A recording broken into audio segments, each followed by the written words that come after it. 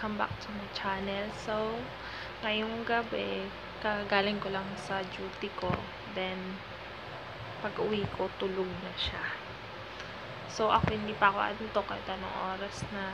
So, parang, gusto ko siyang i-prank or gawa ng, na kalokohan.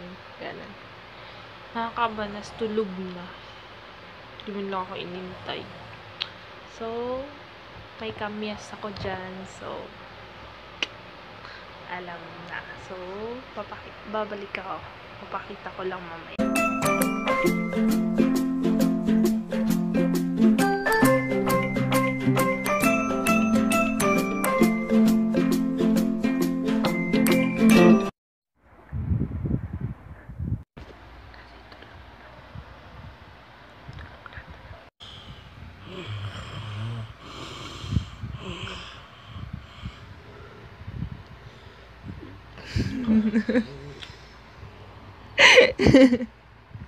Kasi